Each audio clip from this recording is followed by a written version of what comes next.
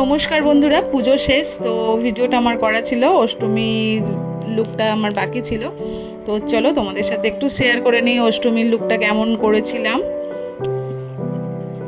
সেজেছিলাম তো দেখেইছো, কিন্তু কিভাবে করলাম সেটা একটু তোমাদের সাথে শেয়ার করে নিলাম।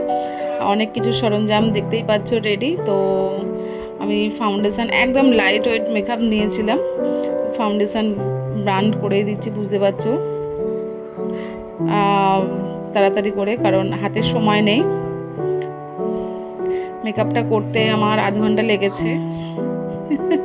তাড়াহুড়ো করে মানে মেকআপ করা এরকম একটা ব্যাপার ছিল ঠাকুর দেখতে বেরোনোর জন্য।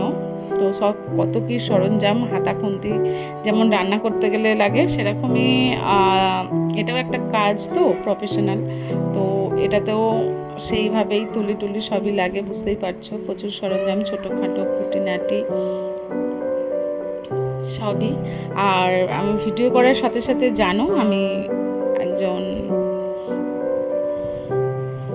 মেকআপ আর্টিস্টও বলতে পারো, ছোটোখাটো, বড় না, আবার বিউটিশিয়ানও। তো ভিডিও করতে আমার ভালো লাগে, ঠিক আছে। কেউ যদি বলো যে কেন ভিডিও করো, আমার ভালো লাগে তাই করি। আর মেকআপ লুক, ব্লাশটা একটু লাগিয়ে নিলাম, লাইট ওয়েট ব্লাশ দিলাম, কারণ কলকাতায় যাওয়া হবে, আইটিআইতে যাব বলে। তো একদম লাইট ওয়েট মেকআপ করে নিলাম। চলো, আমার মেকআপ ডান। চুল তো কিছু করতে পারলাম না, বড় চুল, দেরি হয়ে যাবে, সময় লাগবে হেয়ারের করতে করতে। তো কেমন হয়েছে তোমরা একটু জানিও সকলে।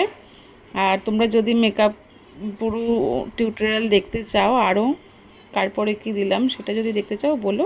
টাটা।